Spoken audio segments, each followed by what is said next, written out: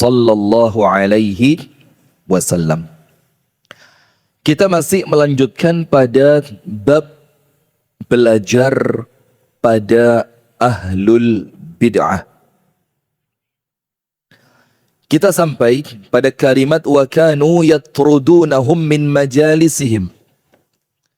Bahwasannya para salaf zaman dahulu itu mengusir ahlul bid'ah dari majelis mereka. Tapi penjelasannya sudah ya. Siapa ahlul bid'ah itu kan sudah. Jadi tidak setiap orang yang kita anggap melakukan penyimpangan itu adalah ahlul bid'ah. Tidak semudah itu. Tapi minimal penjelasannya 3.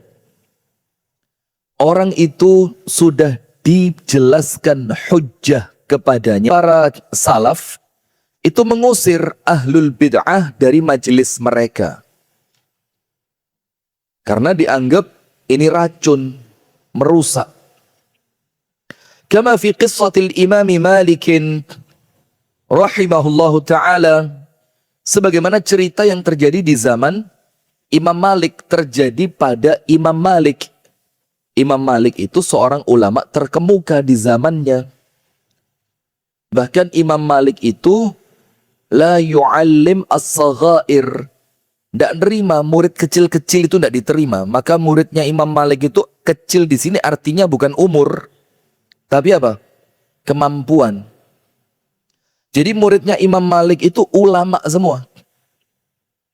Sebagaimana terjadi pada kisah Imam Malik. Ma'a man sa'alahu an kaifiyatil istiwa. Terhadap orang yang datang di majelisnya Imam Malik. Ternyata orang itu datang untuk meniupkan apa? Syubhat tentang kaifiyatu al-istiwa. Bagaimana Allah itu beristiwa. Sebagaimana ayat Al-Quran. Ar-Rahmanu 'alal 'arsyis tawa. Dan ayat-ayat yang serupa. Allah dialah Ar-Rahman yang istiwa di atas arsh. Istiwa di atas arsh. Maka datang seorang laki-laki ke majelisnya Imam Malik. Dalam keadaan dia sudah tahu perkara ini merupakan perkara yang tidak boleh didalami. Dalam artian cukup difahami secara makna Al-Quran. Jangan dibayangkan bagaimana, seperti apa, atau digambarkan seperti penggambaran istiwanya makhluk. Faham tak? Karena Allah Ta'ala itu laisa kamitslihi syai'un. Allah tidak serupa dengan sesuatu apapun. Lam walam yakullahu kufuwan ahad. Walam yakun lahu kufuwan ahad. Tidak seorang pun yang kemudian serupa dengan Allah. Nah, sudah tahu seperti itu, ada seorang laki-laki yang tanya tentang istiwa kepada Imam Malik. Wa fihi ba'da jawabihil masyhur.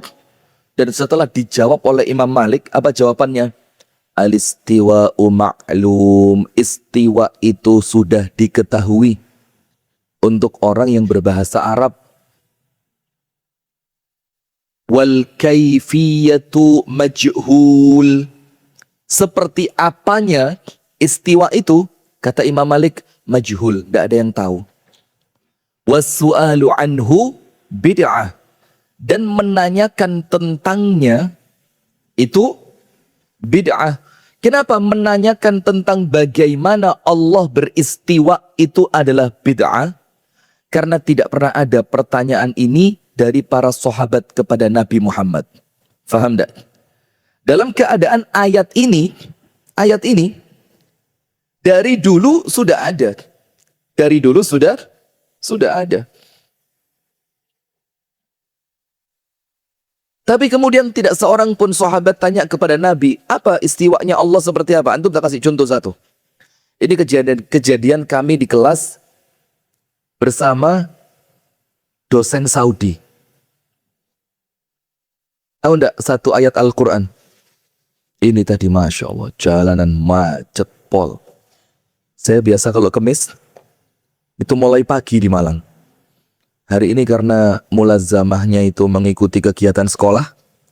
Sekolah libur, mulazamah libur. Akhirnya berangkat tadi jam 1:30 dari Kasembon. Sampai sini Masya Allah, rong jam lebih. Sampai mana tadi? Sampai Ahmad Yani, ya. Ada teman sekelas, itu di masih semester awal, sekitar semester 2 atau 3, saya lupa. Pada pelajaran tafsir.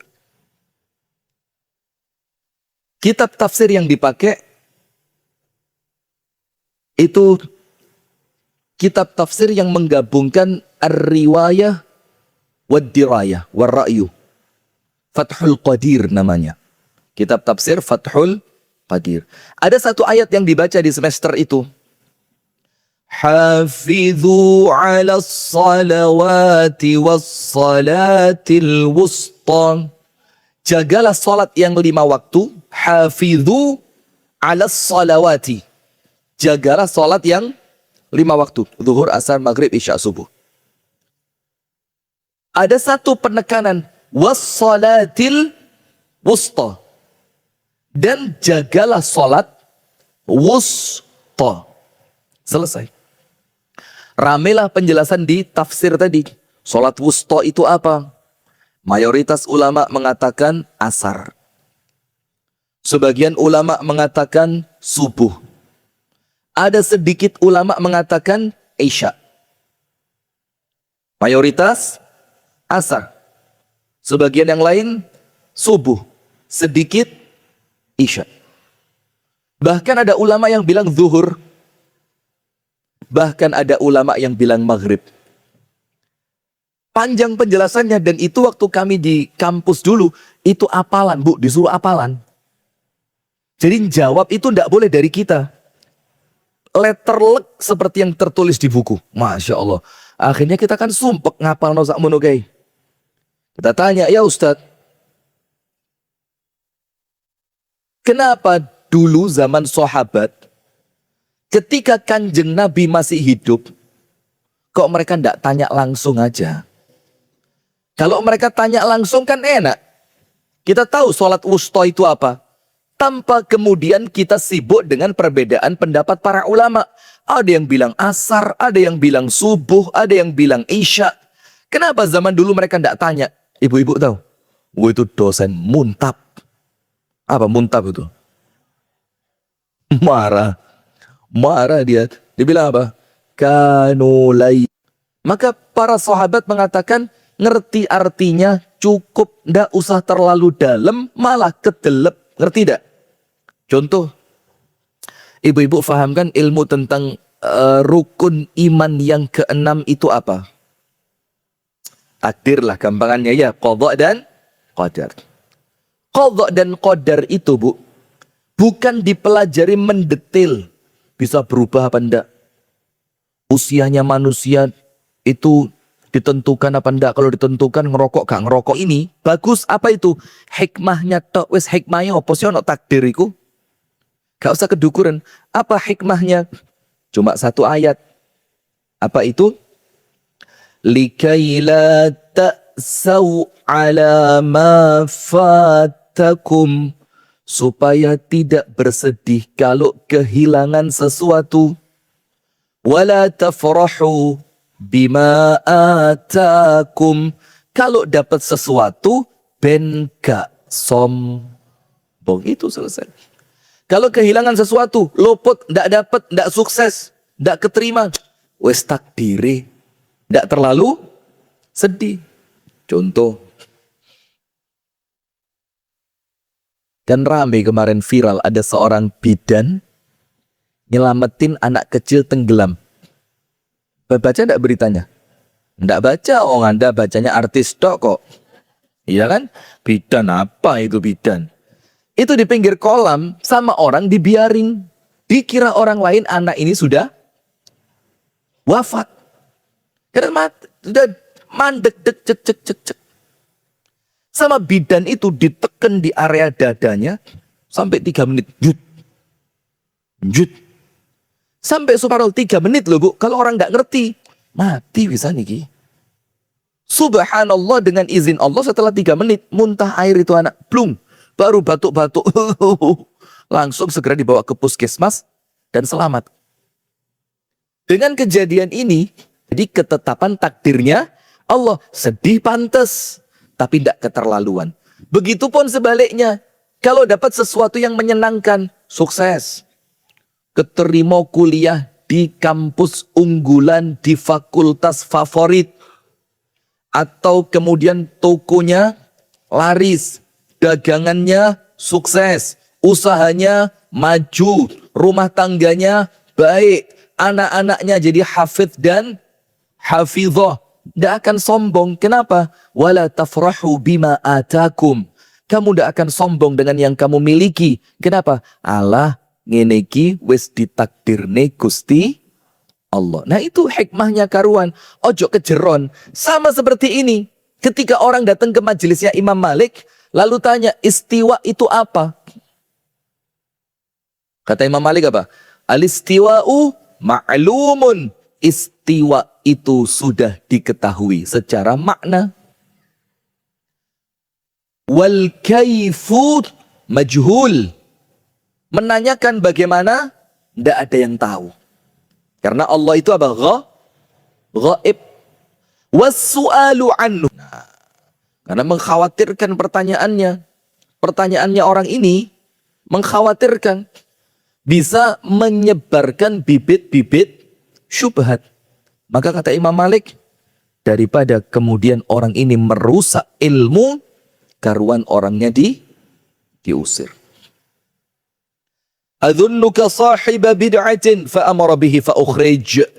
Maka Imam Malik mengatakan, aku melihat kamu adalah ahlul bid'ah. Maka Imam Malik memerintahkan murid-muridnya untuk mengusir laki-laki itu. Keras atau lembek? Keras. Tapi maaf, pada tempatnya. Wa akhbarus salafi mutakathiratun fi an-nufrati minal mubtadi'ati wa hajrihim. Kalau cerita kisahnya orang zaman dulu, saya kalau membacanya dengan bacaan salaf, nanti saya khawatir salah faham. Maka saya artikan langsung, salaf itu kan generasi yang lampau. Maka kisah generasi terdahulu sangat banyak sekali di mana mereka kabur. Dan mereka itu meninggalkan ahlul bid'ah. Ceritanya wakeh. Hadharan min syarrihim. Karena mereka berhati-hati, waspada dari keburukan yang mereka sebarkan. Wa tahjiman lintishari wa tahjiman lintishari bi'adihim. Dan tujuannya, bahkan kalau ada acara gak diundang, antum buka dalam kitab As-Sunnah milik Al-Imam Al-Barbahari, gak diundang, gak mau duduk satu majelis. Kalau ada acara yang mereka datang, itu ahlu sunnah pergi dari acara itu. Supaya apa? Orangnya gak kesohor. Kalau orangnya nanti kesohor, bid'ahnya juga ikut tersebar. Wa kasran li nufusihim hatta tad'ufa an nashril bid'ah. Dan supaya orangnya minder, qiyatan lahu ladal mubtadi'i wal 'ami. Ini loh penting. Kenapa ahlu sunnah, as-sunni, ahlu sunnah seperti panjenengan semua ini tidak boleh kumpul dengan mereka? Karena kalau orang-orang ahlu sunnah seperti panjenengan kumpul dengan ahlul bid'ah, itu untuk mereka menjadi tazkiyah. Tazkiyah. Bu, insyaallah. Hemat tenaga, kurang pirang menit ini. Kita undur hari ini, maghrib jam 7:04. Waduh, ini bid'ah tenanan lagi. Wal-'ami mushtaqun minal 'ama. Dan dikatakan awam, amiyun, awam, itu diambil mushtaq dari kata apa? Ama. Ama itu apa? Nun sewu nggih, buta. Fahuwa biyadiman yaquduhu ghaliban. Maka karena dia buta, dia bergantung kepada siapa? Sopo sing narik. Nggih apa nggih? Maka kalau ustadz panutannya dia lah kok lungguh dengan ahlul bid'ah, maka orang awam menganggap, oh berarti gak popo. Berarti tidak ada masalah. Berarti tuduhan bid'ah kepada orang itu tidak benar. Itu buktinya ustadz saya ikut duduk sama dia. Bikin acara bareng dengan dia. Bahkan rekreasi bareng dengan dia. Nah tapi maaf loh, ini saya ulang-ulang terus. Biar tidak terjadi kesalahpahaman. Sudah kita jelaskan dari awal. Beda antara bid'ah dengan perkara khilafiyah. Beda apa enggak? Maka untuk perkara yang masih pada ranah khilafiyah, tidak bisa dihukumi dengan hukum bid'ah. Faham? Contoh. Ini langsung saya nukilkan panjenengan kalau tidak. Kunut subuh itu khilafiyah, bukan bid'ah. Sampai ada penjelasan lain dari Ustadz Firanda tentang perayaan maulid Nabi. Panjang. Yang intinya memberikan keluasan berpikir kepada kaum muslimin supaya bisa membedakan mana yang bid'ah, mana yang khilafiyah. Ada teman-teman semangat 45. Oleh kabeh khilafiyah bid'ah di. Masya Allah. Saya bingung, iya juga ya, terus yang di bid'ah. Sampai begitu loh, kabeh khilafiyah di.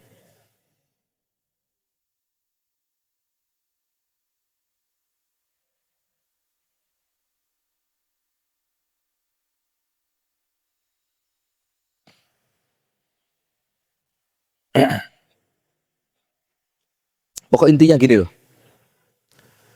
Saya di Kediri menjelaskan tentang hukum fikih namanya taklifi. Jadi di fikih itu ada ahkam wad'iyah, ada ahkam taklifiyah. Itu leka belajar tidak ngerti. Ahkam taklifiyah, hukum taklifi dalam Islam itu 5. Wajib dengan apa yang difahami oleh para ulama sebagai khilafiyah. Sudah, kita lanjutkan. Maka tidak boleh duduk dengan mereka. Nanti orang-orang awam, follower panjenengan, itu akan menganggap, oh baik-baik saja. Lawang guruku lungguh bareng, guruku gaya acara bareng, guruku yo rekreasi, bareng nanti malah bahaya. Lianna fi mu'asyarati sunniyi lil mubtadi'i tazkiyatan lahu ladal mubtadi'i wal 'ammi. Karena kalau orang-orang sunni, ahlu sunnah, kumpul dengan ahlul bid'ah, itu akan menjadi rekomendasi untuk orang awam bahwasannya ahlul bid'ah itu baik-baik saja. Wal 'ammiyu, sementara orang awam itu, mushtaqun minal 'ama. Kalimat awam itu diambil dari kata buta. Maka ada apa? Taklid buta. Lucu lagi ini, subhanallah, alhamdulillah.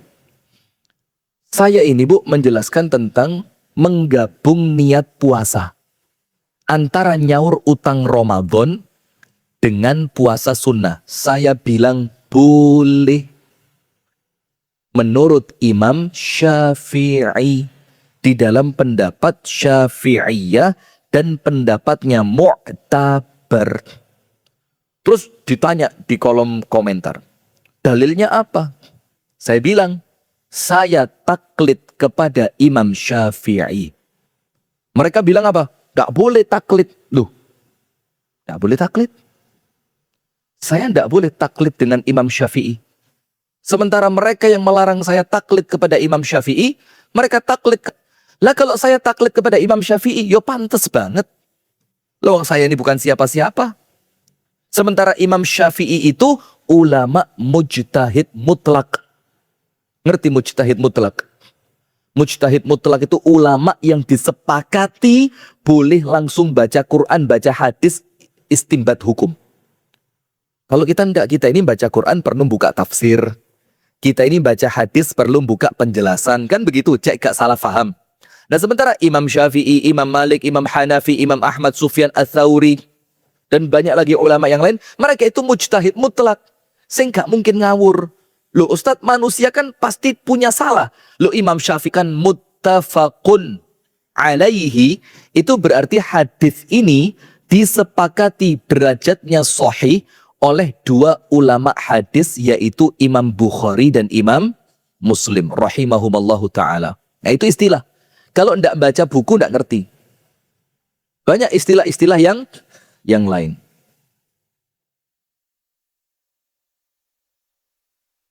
Wa adabi at-talabi, dan di dalam kitab adab-adab menuntut ilmu. Wa ahkami al-jarhi wa ta'dili, dan kitab tentang jarah wa ta'dil. Apa jarah wa ta'dil itu? Ketika ada tokoh, yang tokoh ini mulai diulamakan, itu ada namanya jarah wa ta'dil. Jarah itu apa? Cacatnya orang itu, ta'dil baiknya orang itu. Dan harus siap. Kenapa? Karena mencela orang yang dianggap tokoh ulama tadi, itu bukan untuk mencela dia, tapi untuk menyelamatkan kemurnian agama. Faham enggak? Jadi kalau ada satu tokoh yang kena al-jarah wa ta'dil, contoh, Imam Bukhari tidak menerima hadis dari orang yang hilang kewibawaan. Orang yang apa? Hilang kewibawaan. Terus, salah satu bentuk hilangnya wibawa itu apa? Al-akal jawanibat tariq. Makan dan minum di pinggir jalan. Maka kalau ada perawi hadis, menurut Imam Bukhari hilang wibawanya, namanya muru'ah. Muru'ah. Karena Imam Bukhari melihat guru ini mangan di pinggir rembong, Imam Bukhari tulis, saqata hadithuhu. Hadisnya jatuh.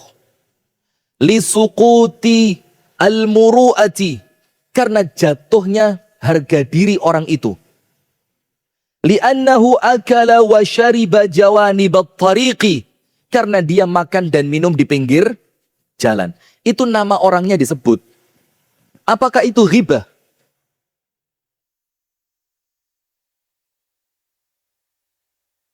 Anda sahurnya apa tadi? Sahur apa tadi?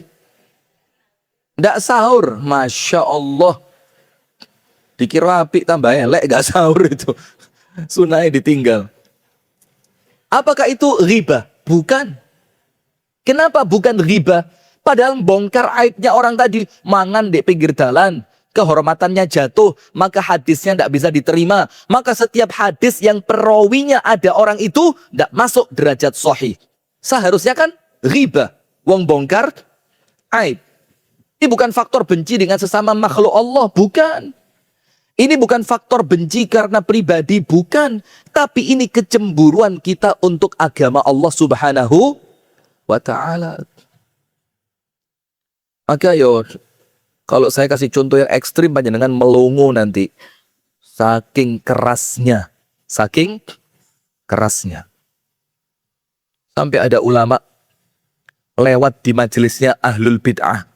Apa yang terjadi? Beberapa meter sebelum datang di majelisnya, itu kupingin disumpeli kain bajunya yang tebal. Sampai dia jauh, baru dilepas. Muridnya tanya, kamu kan ulama. Tugasmu kan jawab syubhatnya dia. Seharusnya kamu dengerin syubhatnya dia, supaya kamu ngerti bagaimana menjawabnya.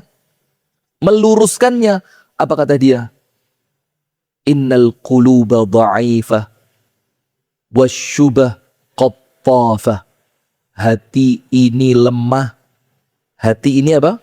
Lemah. Sementara syubhat itu kalau terlanjur masuk, dia menyambar-nyambar di dalam hati. Maka timbang aku golek jawabane, karuan gak usah tak rungok nih. Nah itu loh bukti. Jadi karuan gak usah tak rungok. Sampai ada lagi ulama yang tidak mau masuk ke sebuah kota. Padahal kotanya itu luas, seluas Malang ini. Tapi tidak mau masuk ke situ. Kenapa? Karena di situ ada ahlul bid'ah yang terkenal, kesohor. Kata dia apa? Kalau saya masuk, boleh jadi saya masuk pas di tempatnya orang itu. Nanti saya konta uh, kontraksi, connect apa? Ya itu maksud saya ya. Terkontaminasi dengan ya tahu saya tahu kontaminasi, terkontaminasi dengan kerancuan berpikir yang muncul dari dia. Bayangin sampai melbuku toni gak wani. Nah sementara kita sekarang wis mulai rodok lemper, mulai rodok lembek kita ini. Ukhuwah Islamiyah. Podo-podo umati Kanjeng Nabi. Nah maka bedain. Kalau bid'ah tidak ada toleransi. Tapi kalau khilafiyah, ayo kita saling menghormati satu dengan yang lain. Kemudian,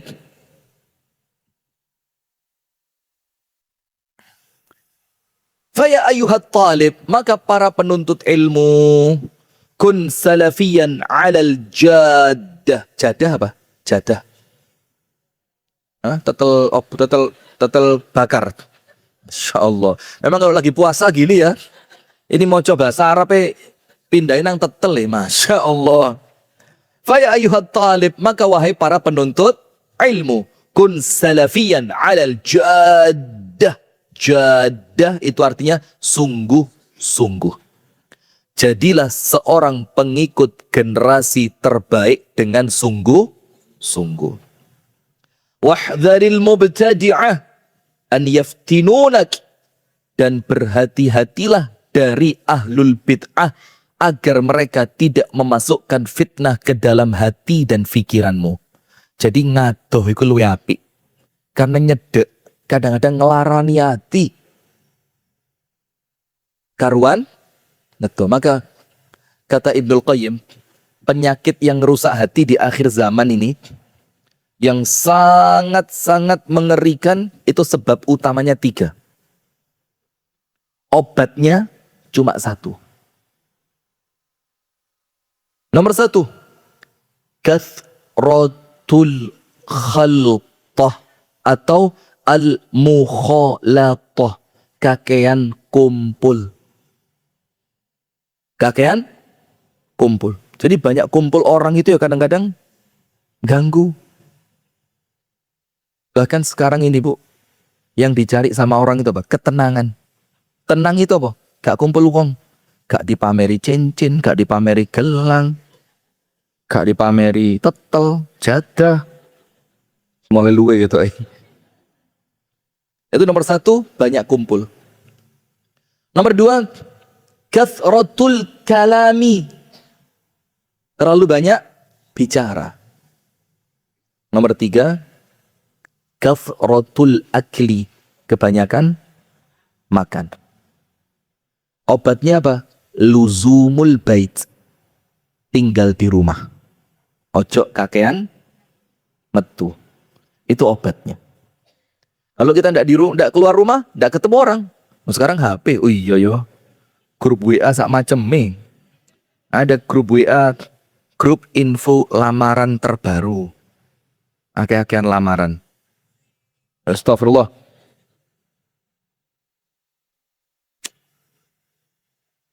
Macam-macam Bu. Na'udzubillah min dzalik.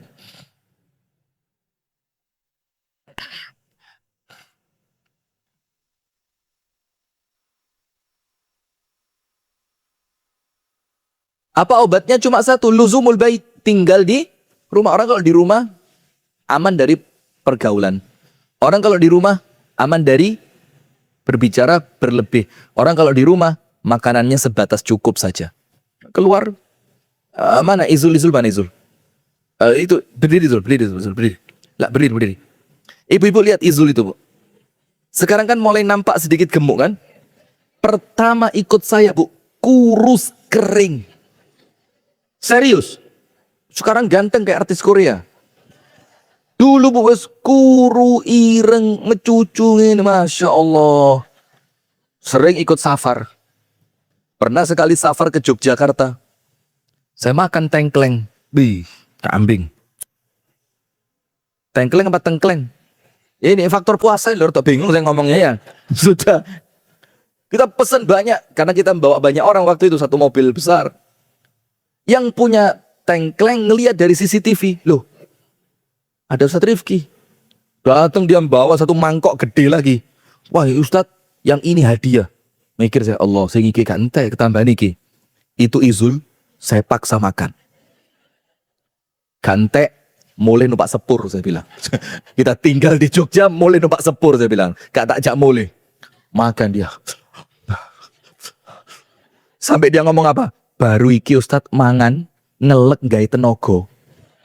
Saking effortnya dia. Sekarang lihat, Masya Allah, gemuk, kakean metu.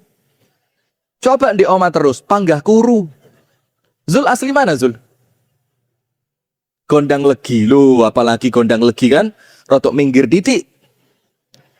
Yuk sekarang, rotok minggir didik. Yuk sekarang, Kak Sembon, Masya Allah, yo Kak Sembon. Kata Imam Ibnul Qayyim, obatnya apa? Luzumul bait, jangan banyak. Fa innahum yuwadzifuna lil iqtinasi wal mukhatalati subula. Karena mereka itu ahlul bid'ah ini Bu akan senantiasa mencari. Fa innahum yuwadzifuna lil iqtinasi wal mukhatalati subula.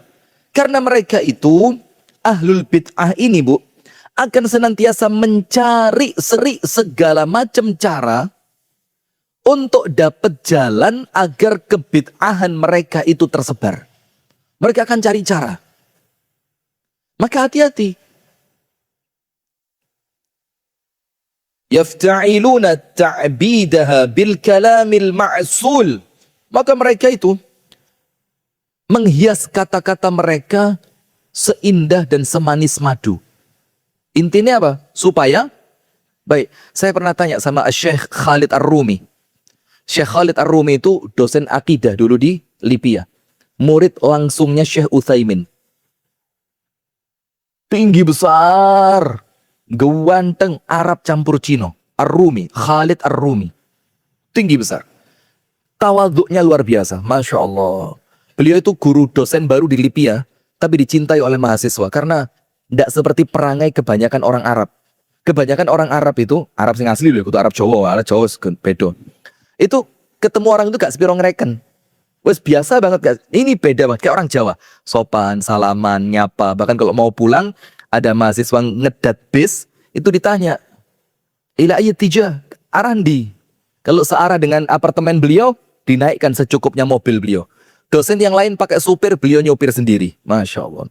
Nah sudah, saya sempat tanya langsung ke beliau, ya Syekh, kenapa di tempat kami, enggak, bukan desa, kota.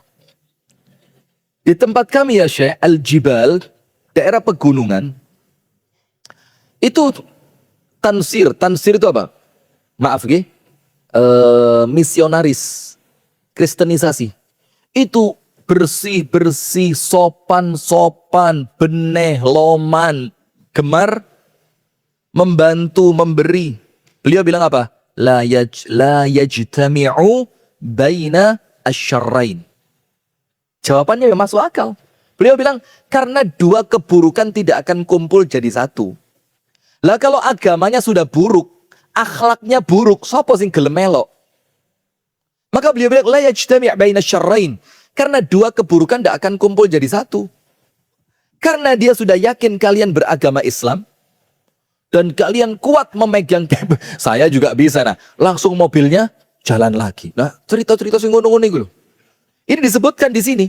Jadi, salah satu ciri ahlul bid'ah itu mesti pas pengajian ceritanya ajaib-ajaib. Tujuannya apa? Supaya orang semakin yakin dan tertarik. Wal idhash bil karamat. Membuat cerita karomah-karomah yang dahsyat. Ini buku lawas loh, bukan buku baru loh ini. Ini buku sudah zaman itu. Wal idhashi bil karamat. Membuat karomah-karomah yang dahsyat. Guru saya, kalau sholat tahajud, itu di sana, Los Angeles. Sambil wong liyane, ini kisah nyata, ketok meripat. Bukan cerita dongeng. Itu tidur di beberapa rumah warga. Besar sekarang masih hidup. Cerita. Terus ketika ditanya kepada warga yang rumahnya ketempatan, loh iku ngono iku Apa gak Jumatan?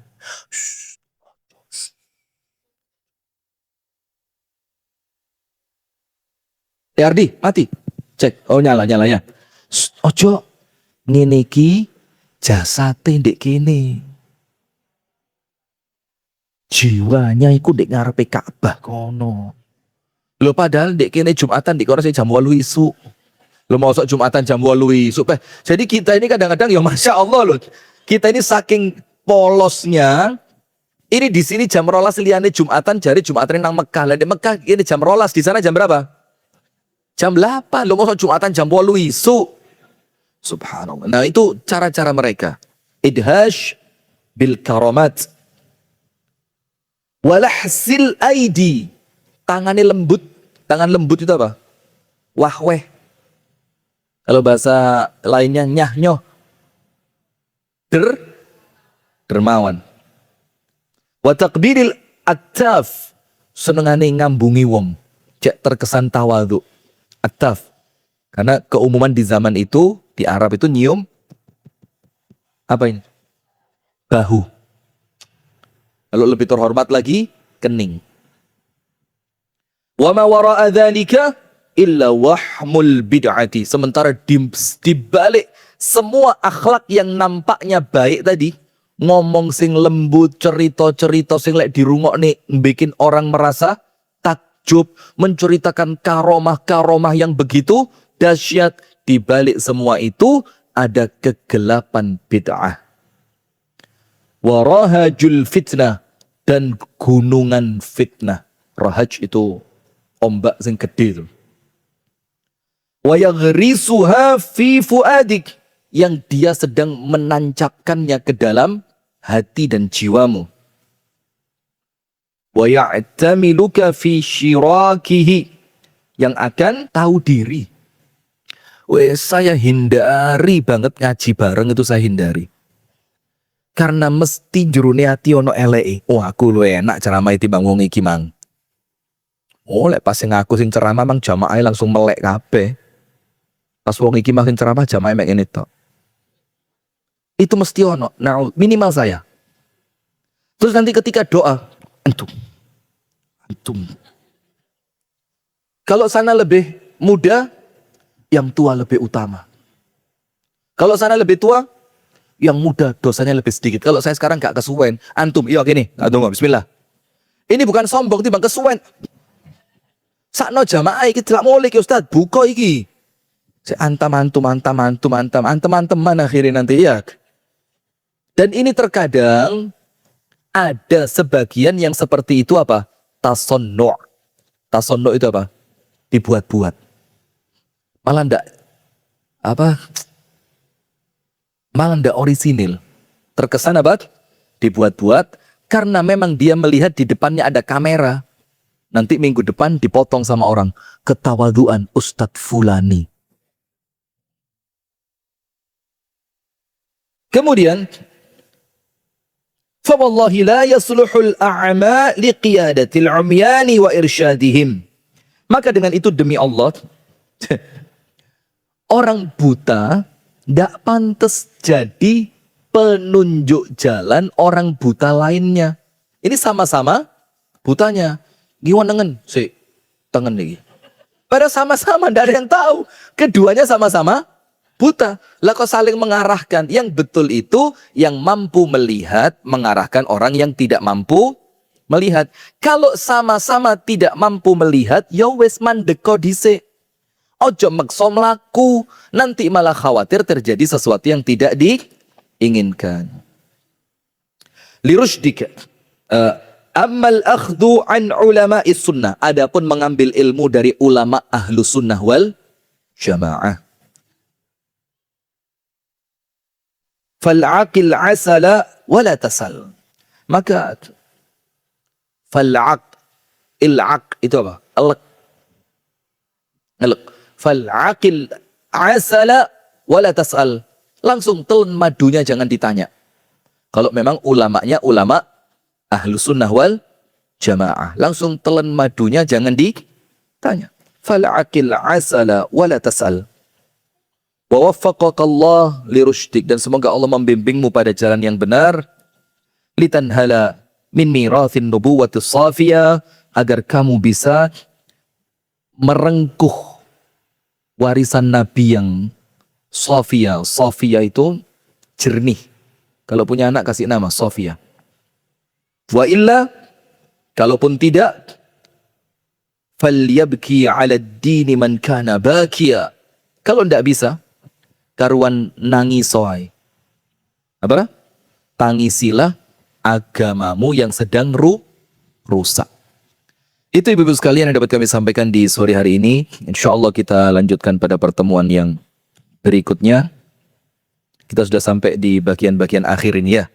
Hadanallahu wa iyyakum ajma'in. Subhanakallahumma wa bihamdika. Ashhadu an la ilaha illa anta